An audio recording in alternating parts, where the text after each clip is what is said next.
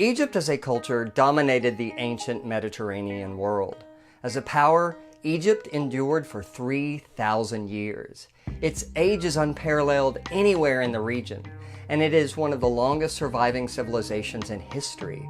Its culture and art will influence the nearby Mesopotamian civilizations, as well as powerhouses of antiquity such as Greece and Rome. To many of these cultures, Egypt was already impossibly old, and its achievements were revered and imitated throughout the world of antiquity. You know, it's become a bit of a cliche to say that the span of Egyptian history is so vast that the last ruler of ancient Egypt, Cleopatra, lived closer to the invention of the cell phone than she did to the construction of the Great Pyramids. But it's true. Egypt is vastly old. It was vastly old. It was ancient even to the other ancient civilizations. And like many early civilizations, ancient Egypt was built on a river, in this case, the Nile, which functioned as a water source, highway, calendar, a myth, a metaphor. Every year, like clockwork, the Nile floods its banks, and when it recedes, it leaves behind a rich black silt. The rest of the country is desert, so this regular miracle is what made life and Egypt possible. This cycle of flood, growth, retreat, will also shape the way ancient Egyptians thought about the world. Just like the river returned each year, so too could the soul. Egypt was a culture obsessed with order and stability and the afterlife. Everything had its place. The gods, the pharaoh, the stars, the people, the animals, even the way you stood in art. This concept of harmony and balance, and the goddess who oversaw them, was known as Mat. Disrupting this harmony wasn't just a personal failing, it was a threat to the universe. Because of this, Egypt remained a surprisingly consistent society, with social and political and artistic changes transpiring glacially over much of its 3,000-year history.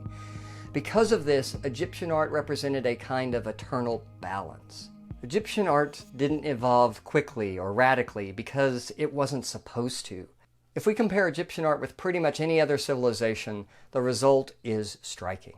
For comparison, let's take Roman art. Over 3,000 years, the visual culture changed radically and profoundly, because that is what cultures do. They change.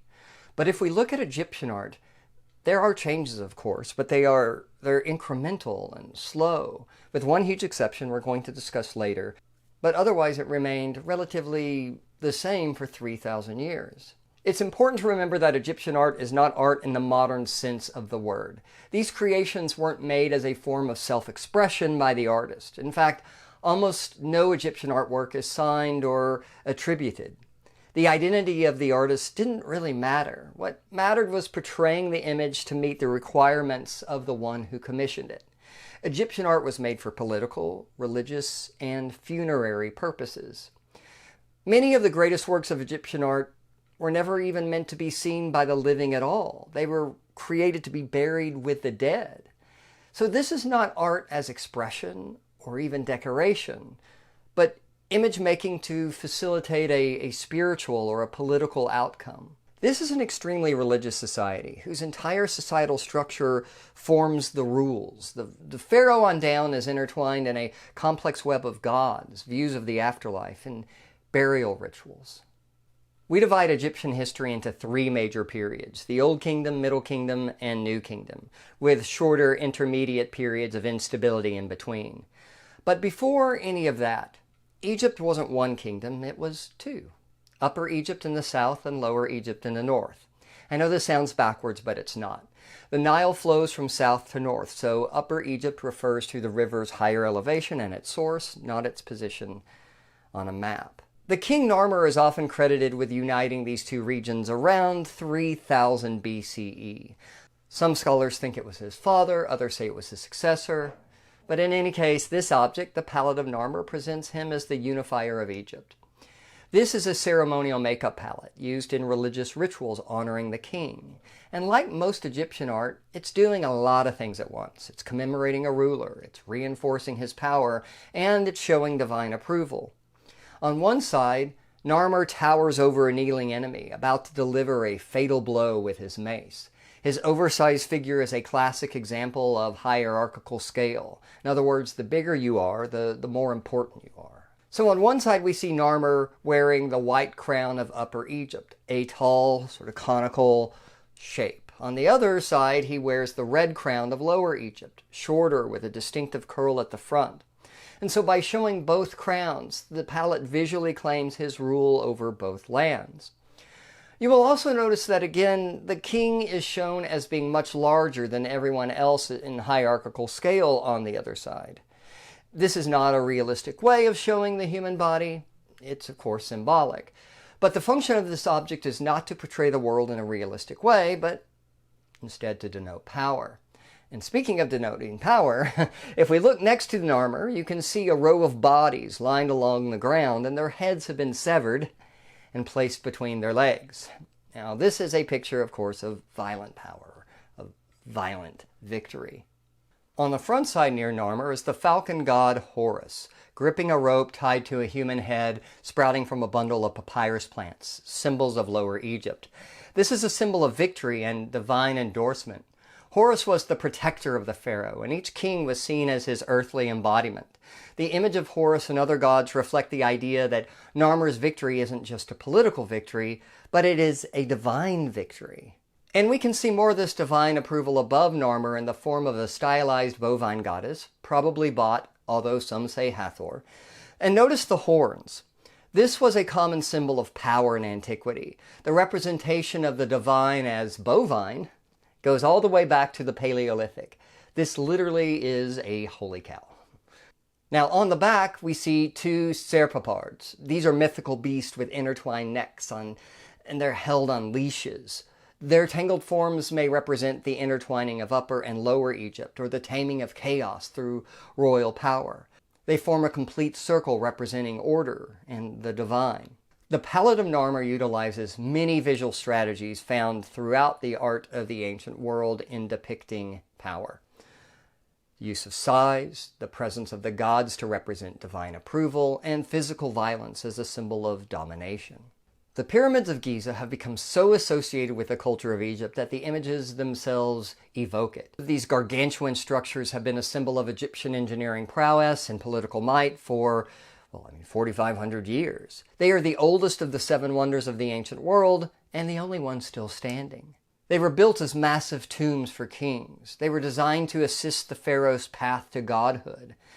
And they weren't solitary structures. These enormous pyramids, the largest standing about 146 meters tall, were just the centerpiece of a much larger complex, an entire necropolis, or city of the dead. There were causeways, offering temples, subsidiary temples, and pyramids for queens, storage chambers, and row of mastabas. These are kind of smaller trapezoidal tombs that were actually precursors for pyramids. And they were all built for family and elite officials. The pyramids and the large complexes surrounding them were designed to prepare the king to join the gods, and giving a place for priests to maintain the king's veneration, sometimes centuries after his death. And in the case of Khafre, the complex also included a giant guardian, the Great Sphinx. This iconic sculpture wasn't constructed, but carved out of native sandstone found on the site.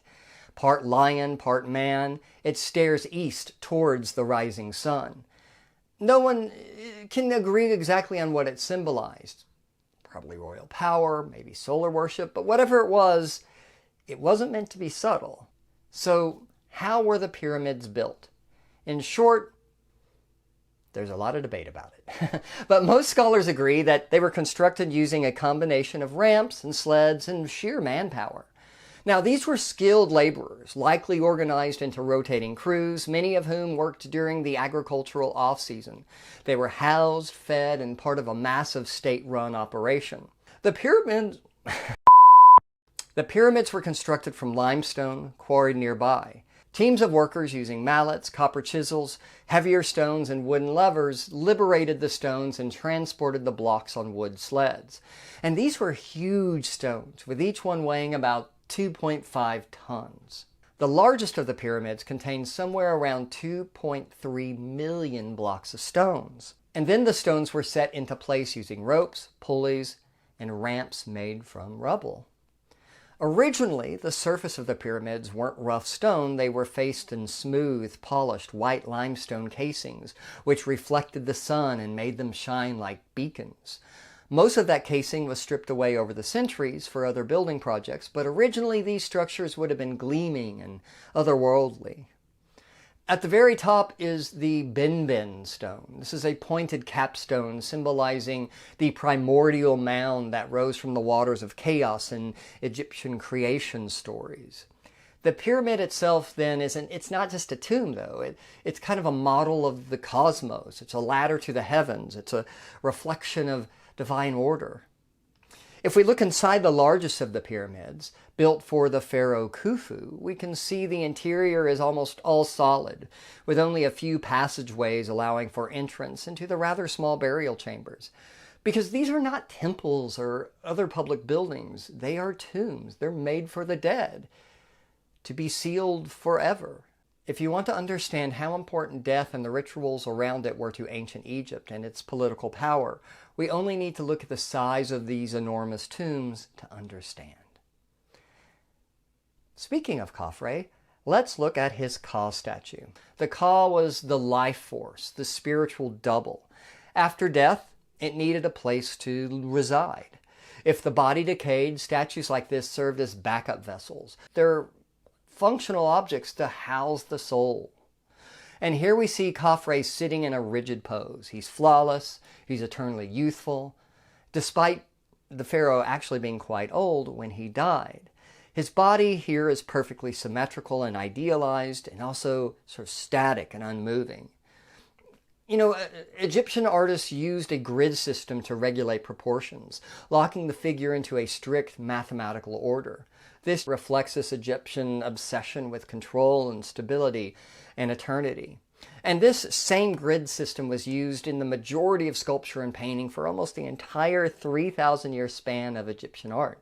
It was based on the width of the palm of the hand, and the ideal human figure was measured as about 18 squares high from the soles of the feet to the hairline. And it's fascinating how you can take this grid and lay it over thousands of depictions of the human figure throughout the history of ancient Egypt, and it fits much of the time. You know, this is one of the most consistent and long-lasting systems of proportion in all of art history. And it helped ensure that the human figure never changed, because in Egypt, stability was everything. So behind Khafre's head, we see, once again, the falcon god Horus, and he wraps his wings protectively around the king's crown. He literally has the pharaoh's back. And once again, here he is the protector of the pharaoh. Every king was believed to be the living Horus on earth. His presence here reinforces Khafre's connection to the divine. And the statue is carved from diorite. It's one of the hardest and most durable stones available in the ancient world. It's dark and rare and incredibly difficult to shape. But that's really the point. Diorite isn't just impressive, it's practical. Its hardness helped preserve the statue. It helped preserve the Ka. And again, this isn't like a public memorial. This statue wasn't really meant to be seen in public. It was placed in a valley temple connected to Khafre's pyramid complex. And there, priests would perform rituals and make offerings to the king's spirit long, long after his death. So the statue serves as a kind of a physical stand-in for the pharaoh, allowing him to continue receiving gifts and honors in the afterlife as if he were still alive. While pharaohs got immortalized in stone, others here, like the seated scribe, were shown in a bit more human-like fashion. Here we see this image of a scribe looking surprisingly lifelike in a way and non-heroic. I mean, if you look at him, you can see he's got some belly fat. But this is still a person of importance. Scribes were the bureaucrats who kept the kingdom running, and their afterlife apparently, came with homework. But it's important to note how different the body of the scribe looks compared to the pharaohs. He is portrayed much more realistically. He's not eternally youthful, but has this kind of normal-looking, unathletic body. That's because he's not a divine being like the pharaoh. But you will also notice, though, he is shown still relatively without any emotion. He still appears even sort of rather static. This is not in any way a portrait. We're not really trying to capture the sort of essence or the character of this person, because once again, This is a funerary object that was meant to facilitate the journey into the afterworld. Because the Egyptians believed that death was a place you traveled to. And when you went, you could bring the things you enjoyed in life with you. This is why the tombs of the Egyptian elite are filled with so much stuff. Furniture and jewelry and games and food. Activities and interest of the dead, too, were also depicted on the walls to ensure they were practiced in the afterworld. To illustrate my point, I want to jump ahead just very quickly to the New Kingdom. So we're going about 1,000 years in the future here, but since this is Egypt, stylistically, we're dealing with art that is not significantly different than what we've been looking at so far. Let's take the tomb of Nebamun. He was a middle-ranking official from around about 1350 BCE. And in this scene, we can see he's hunting birds in the marshes. He's surrounded by his wife and his child, with birds and fish flapping all around. It's a fantasy of the perfect day that was meant to last for all of eternity. I mean, really, look at this hunt. Nebamun just reaches into the sky and retrieves his prey. And what's remarkable to me about this artwork can be seen when we contrast the depictions of humans versus animals. If higher class humans were portrayed less realistically than sort of lower class humans, then animals were portrayed with an incredible sensitivity and sense of realism. Humans are portrayed stiff and stoic. Their bodies are shown in what is called a composite view. Their heads are in profile while their eyes face the viewer. The torso also faces us, but the legs are turned sideways. Once again, it's not realistic, but it's a way of depicting the body where every part is shown from its most recognizable and iconic angle. This isn't a perceptual depiction of the body, it's conceptual. It's how we think of the body. Another aspect is the lack of emotion. This is a family portrait, but this might be the most dysfunctional family in the history of art. No one engages. No one interacts. There is no love. There is no affection. But when we look at the animals, it's a whole other story. The animals are lively. Their proportions are much more lifelike, and they aren't stuck in that awkward composite view. And if we look at this incredible image of the cat, we can see its back and tail are curved. This is not the stiff, stoic geometry of the human figures. This cat moves and flows. We can also see it's shown not in profile, but in a much more complex three-quarter view. Egyptian artists were freed from the constraints of the human figure when they painted animals. These artists could show themselves to be keen observers of nature. What this tells us is that Egyptian artists didn't reject realism because they weren't capable of it, but because most of the time the subject matter required them to be more abstract and formal. Around 2150 BCE, Egypt entered a century of unrest due to the weakening power of its rulers. At the end of this intermediate period, Egypt was again united under a single ruler. The art of this period, the Middle Kingdom, in many ways carries on the traditions of the Old Kingdom. One of the most significant changes is the phasing out of pyramids as burial places and instead burying the dead in either rock-cut tombs and later on in underground chambers. There was a practical and pragmatic reason for this. It reduced the chance of graves being robbed. The New Kingdom of Egypt began after the Theban king Ahmose expelled the Hyksos. These are foreign rulers who had controlled northern Egypt during the Second Intermediate Period. This victory reunited the country and marked the start of Egypt's most expansive and powerful era. The early pharaohs of the 18th dynasties transformed Egypt into an empire through military campaigns in Nubia and the Levant. The capital at Thebes became the political and religious center of power, and the god Amun-Ra rose to dominance. The New Kingdom was a time of immense wealth, monumental building, and artistic innovation, representing the high point of ancient Egyptian civilization. So let's explore this explosive period of Egyptian art by first looking at a temple to one of the New Kingdom's most significant rulers. Queen Hatshepsut became ruler after the death of her husband, when her stepson Thutmose III was still too young to take the throne. So she takes full power and ruled for over 2 decades. But there was a problem. So the pharaoh wasn't just a king. He was the literal son of a god, a role traditionally assigned to a man. So what we are looking at is a sort of rare break in the patriarchal rule that dominated Egypt for most of its 3,000 years. Hatshepsut's reign was, by sort of all accounts, very, very successful. And one way of determining this is by looking at the scale and the size of the monuments that were built under her rule. The temple of Hatshepsut is carved directly into the cliffs at Deir el-Bahri, with clean colonnades and terraces rising in perfect symmetry. The temple incorporated shrines to Hathor, Anubis, and the god Amun-Ra. Somewhere around 200 statues of the queen were erected throughout the temple. On the lowest terrace alongside the processional way, Hatshepsut was portrayed repeatedly as sphinxes. In another area, she was portrayed seated in the guise of the god Osiris. So Hatshepsut did something fascinating.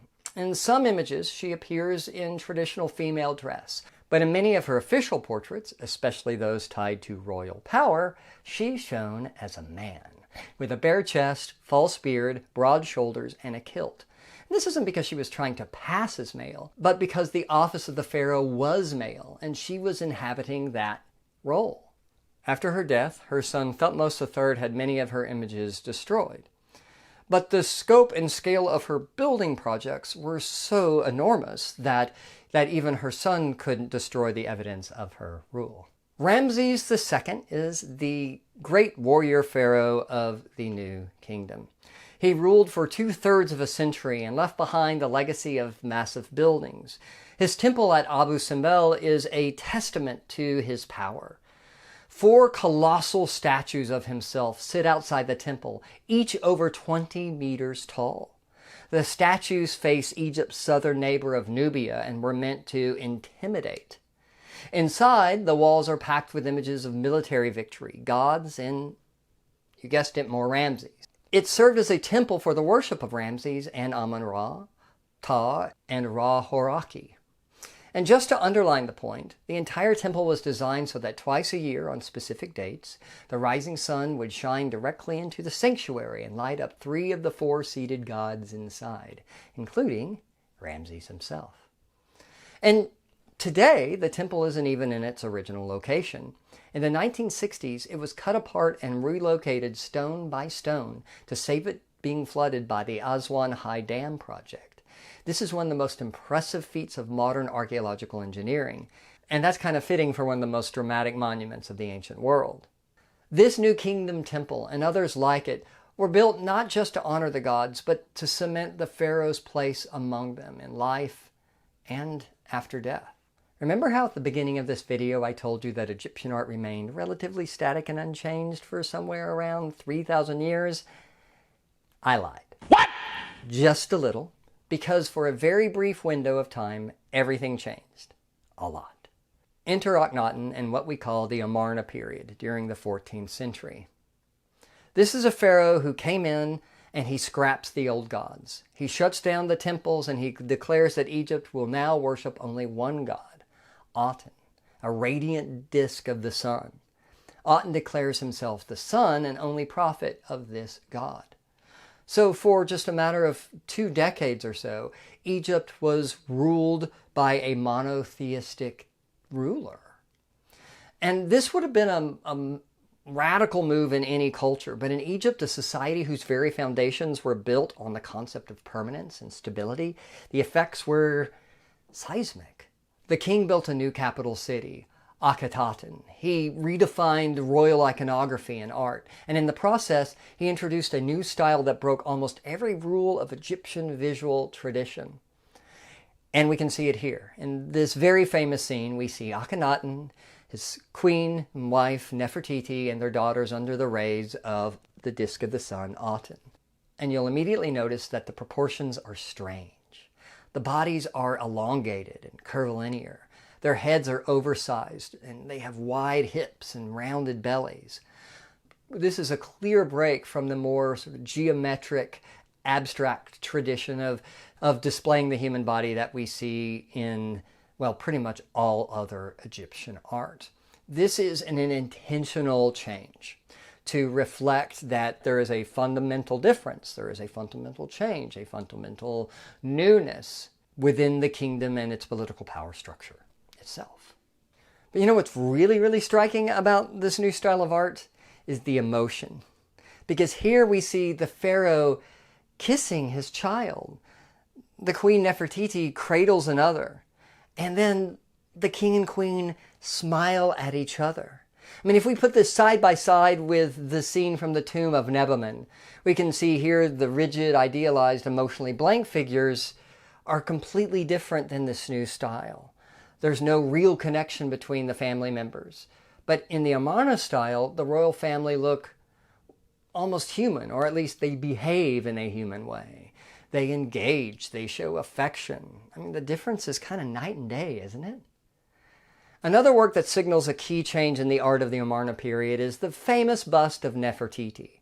This was created by the sculptor Thutmose and actually found abandoned in his workshop after the death of the pharaoh. This isn't just one of the most famous works from ancient Egypt. I would argue that this is one of the most famous works of art from all of antiquity. First, a clear signal that this is an artwork that breaks with tradition is that it is a bust, a portrait from basically the chest and shoulders up.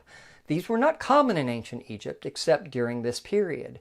But it is in the subject's face that we see something really new. The artist has rendered the queen's face with a whole new level of realism. If we look closely, we can see the tendons in her neck, the gentle curve of her cheekbones, and the way the muscles pull her mouth into this sort of regal smile.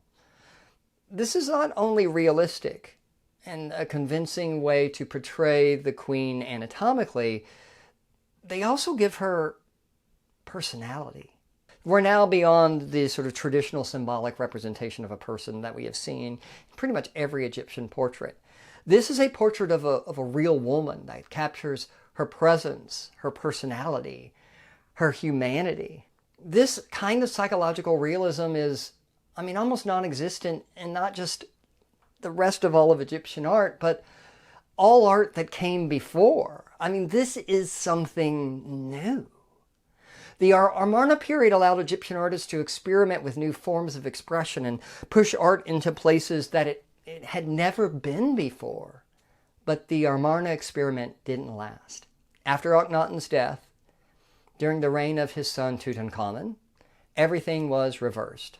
The old gods came back, the capital was abandoned, and official art snapped right back to its old forms, more or less, with maybe a few lingering changes holding on just for a little while longer. The Amarna period was erased as thoroughly as possible. Temples were destroyed, names chiseled out, faces recarved, and Egypt went back to the way things always were. But for one brief stretch of time, Egyptian art, like the royal family it portrayed, let its guard down and became something human. Arguably, the most well-known of all ancient Egyptian pharaohs is King Tut, King Tutankhamun. But ironically, this king, and son of Akhenaten, didn't accomplish much. He was a child when he took the throne and died when he was around 18 or 19. The exact cause of his death is still debated. Some say it was an infected broken leg, others malaria, genetic disease, or just a series of health complications caused by inbreeding in the royal family. But whatever the reason, he was not capable of ruling the kingdom, and he never really did.